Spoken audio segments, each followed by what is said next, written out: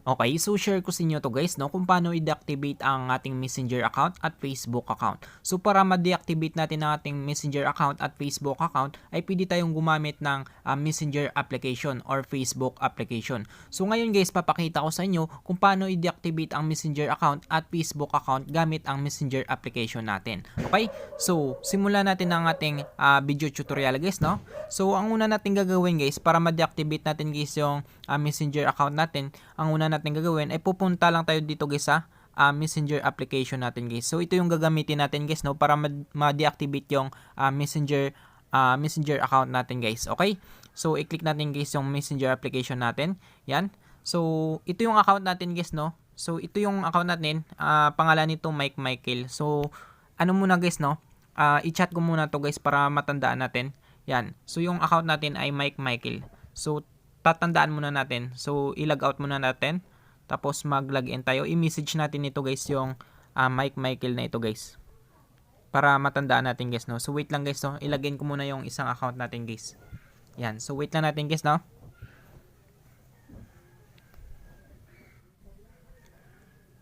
So, yan siya guys, no? So, okay na siya guys. So, ngayon guys, tatandaan natin guys, no? I-message natin guys si Mike Michael guys para ma-sure guys, no?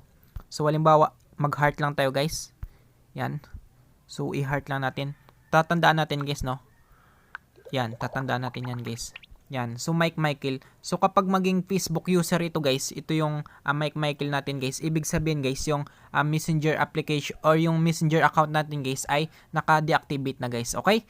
So, ngayon guys, mag-log out tayo. Pupunta tayo doon ulit guys sa Mike Michael para i-deactivate yung account natin na Mike Michael. So, punta lang tayo sa 3 lines natin na ito. Yan. So, tandaan natin yan guys, no? Naka Mike Michael yan. Kapag naka Facebook user yan, ibig sabihin deactivated na yung account na Mike Michael at yung Messenger account natin guys. Okay? So, log out tayo. Punta tayo guys sa Mike Michael natin na account para ma-deactivate natin. So, susundan lang nyo guys, no? Yung video tutorial natin guys. So, wait lang guys, no? Naglo-loading siya guys. Yan. So, okay na siya guys, no? So, ngayon guys, ay i-deactivate natin guys yung Mike Michael guys na account na ito guys, no? Yan. So, papakita ko sa inyo guys, no? So, sundan lang nyo guys para ma-deactivate natin guys yung Messenger account natin. Yan. So, i-click natin yung tatlong lines na ito. So, click natin yan.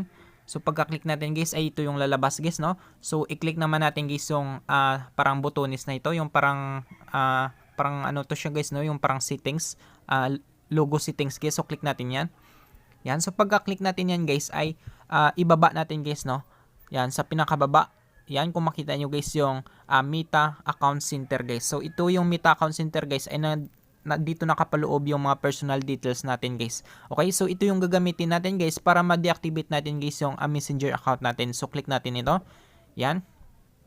So, wait lang natin. Naglo-loading. Yan. So, pagka-click natin dito, guys, ay hanapin lang natin dito, guys, no? Sa account settings na ito, guys. Hanapin natin dito guys yung personal details guys. Yan. So, ito yung gagamitin natin guys, no, para ma-deactivate natin guys yung Messenger account natin. So, i-click natin guys yung personal details. Yan. So, pagka-click natin guys ng personal details guys, ay lalabas na dito guys yung mga contact info, birth date, identification confirmation, at dito yung account ownership and control guys. So, yung account ownership and control guys, ay dito natin pwede i-deactivate yung Messenger account natin. So, i-click natin ito. Yan. So, click natin account ownership and control. Yan. So, kung makita nyo dito guys, no? Meron tayo ditong dalawang option, yung memorialization at yung deactivation or deletion. So, dito guys, dito tayo papasok guys sa deactivation or deletion guys. So, deactivate lang natin guys, no? Magkasama kasi yung deactivation dito or deletion. So, pipili pa rin tayo dito sa dalawa sa deactivation or deletion. So, click natin yan. So, pagka-click natin yan ng deactivation or deletion guys, ay ito yung lalabas guys, no? Yung profile natin guys. So, i-click lang natin guys yung profile natin. Yan. So, pagka-click natin ng profile natin yan guys, ay ito naman yung lalabas guys, no? Deactivating or deleting your account. So, dito sa baba guys, hanapin lang natin dito guys yung deactivate account guys. So, kapag na-click na nyo to guys, ibig sabihin, ito yung i-deactivate natin guys. Ito yung isi-select natin kapag naka-blue na ito. Yan. So, dito naman sa baba na ito guys, kung i-delete natin guys yung account natin guys, no, na permanent. So, ang gagawin lang natin dito kasi guys, ay i-deactivate lang natin. So, ngayon guys, i-click natin guys yung deactivate account na ito guys, yan. So pagka-click natin yan guys, ay i-click naman natin guys yung continue natin na ito, yan. So pagka-click natin ng continue, ay ito yung lalabas guys, no. Yan. So maghihingi sila guys ng password natin for security guys, no, sa ating account guys. So ngayon guys, ilagay lang natin guys yung password natin. Yan. So sa akin guys, ilagay ko lang yung password ko guys, no. Yan. Tapos click lang ninyo guys yung continue. Pupunta na tayo guys sa ating Facebook account guys. Kung saan doon natin i-deactivate guys, no. So dito may lalabas para lang naman to sa aking Instagram kung meron kayong Instagram. So sa akin guys ay hindi ko muna siyang gagalawin. So i-click lang natin guys, no, not now guys kapag meron kayong Messenger. Kung meron kayong Instagram account guys. So i-click lang natin guys yung not now na ito muna. Yan. So pagka-click natin ng not now guys ay ito yung lalabas guys, no. Dito na tayo pipili ng deactivating your Facebook account. Dito na tayo pipili guys ng reason natin guys kung bakit natin i-deactivate guys yung Facebook account natin guys. So pag gin-deactivate natin guys yung Facebook account natin guys ay masasama yung Messenger natin guys. So depende sa inyo guys, no, kasi meron ditong options guys na isama natin yung Messenger account natin or hindi, or yung Facebook lang. Okay? So papakita ko sa inyo mamaya guys, no. So ang pipiliin ko lang dito guys, so pwede kayo mamili dito. So sa akin yung pinipili ko lang dito is reason ko lang dito, this is temporary, I'll be back. So click natin yan. Tapos sa pinakababa, click natin guys yung continue. Yan. So pagka-click natin guys ng continue guys, ay ito yung lalabas guys, no, taking a break from Facebook. So ngayon guys, i-scroll natin pababa. Yan. So dito sa reactivating your account, so dito pwede tayo mag-choice guys, no, kung ilang days natin bago open guys. Yan. So naka-schedule siya dito guys. Yan. So pwede kayong mag-deactivate ng 1 day, 2 days, 3 days, 4 days, 5 days, 6 days, or yung don't reactivate automatically. So kapag select niyo to guys yung don't reactivate automatically guys ay hindi natin guys hindi siya guys ma-reactivate ng automatic guys, no, hindi siya ma-activate kapag hindi natin deactivate guys, or hindi natin activate yung account natin guys. So yan yung picture na to na ito yung picture guys ng schedule na ito for deactivation guys. So sa akin yung pinipili ko lang dito guys yung don't reactivate automatically para hindi siya direct guys, so hindi siya mag-direct reactivate guys yung account natin guys. Okay? So pwede rin kayo mamili kung mga ilang days. So kapag halimbawa napili nyo 1 days lang ngayon, no, 1 day, yan. So halimbawa 1 day lang napili nyo. So sa loob ng isang araw guys ay automatic guys, no, mag-activate yung account nyo guys kahit hindi nyo guys activate guys. Okay? So sa akin guys, pipiliin lang natin guys yung don't reactivate automatically guys. Yan. So i-click natin yan. So pagka-click natin yan guys ay i-click natin guys yung done na ito. Yan. So click natin yung done. Yan. So okay na siya guys, no, nakapili na tayo dito guys ng scheduling natin guys, no, para sa account deactivation natin guys. Okay? So kapag nakapili na tayo dito guys, i-click natin guys yung continue na nito ulit guys. So click natin yan. Yan. So pagka-click natin yan guys, ay ito yung lalabas guys, no, confirm temporary account deactivation. So kayo na lang magbasa-basa dito guys, no. So ito yung sinasabi ko sa inyo guys, no, para sa Messenger guys. Ito na yung sinasabi ko guys, yan. Before you deactivate Messenger. So ito guys ay about sa Messenger guys, no.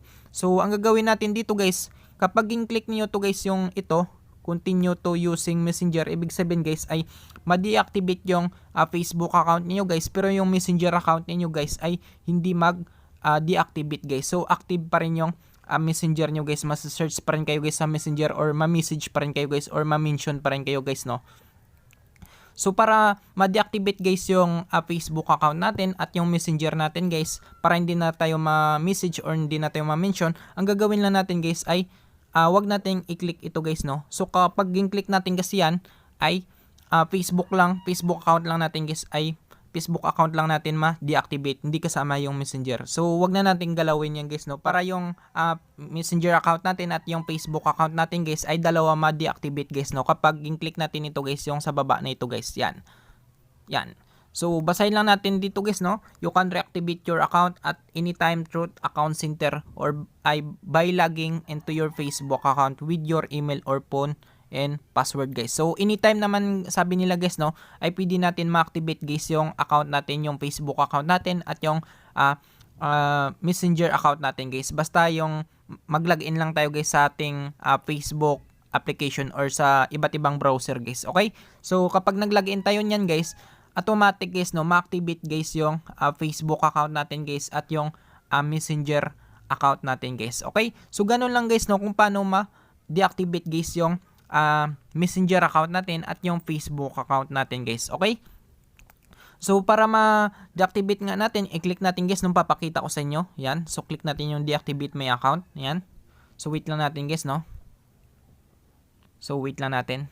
Tapos tignan natin doon guys, no, sa kanina yung message natin si Mike Michael, titignan natin yung pangalan niya doon guys kung nandun pa rin yung pangalan niya na Mike Michael or Facebook user na yung lumabas guys. So wait lang natin guys, no. Papakita ko sa inyo guys. So yan siya guys, no. So automatic na siya guys ay madi-deactivate na siya guys kapag kinlik natin guys yung options na yon guys, no. So yung gagawin natin guys, mag-login ako guys ng isang account ko. Papakita ko sa inyo guys kung yung Facebook account natin guys or yung Messenger account natin guys ay naka-deactivate na guys or pinalitan na guys yung pangalan natin na Mike Michael at pinalitan ng Facebook user. So try natin guys. So open ko yung isang account ko guys. Yan. So mag-login muna ako guys, no. So wait lang guys. Yan. Tapos click natin guys yung login. Yan. So wait lang natin guys, no. So yan siya guys, no. So kung makita nyo guys yung Mike Michael natin guys kanina na message guys ay ito na yung lumabas guys, no. Yung Mike Michael ay napalitan na guys ng Facebook user guys. So ibig sabihin guys kapag yung account natin guys Mike Michael yung pangalan kanina, kapag Facebook user na yung pangalan, ibig sabihin guys ay naka-deactivate na guys yung Messenger account natin at yung Facebook account natin guys. So try natin guys, no. Yan. So kung makita nyo dito guys, this person is unavailable on Messenger. So ibig sabihin guys yung ating Messenger account ay naka-deactivate na guys, pati yung Facebook account natin guys. Okay? So yan lang siya guys, no. Ganyan lang kadali guys kung paano natin i-deactivate guys yung Messenger account natin guys or yung Facebook account natin guys. Okay?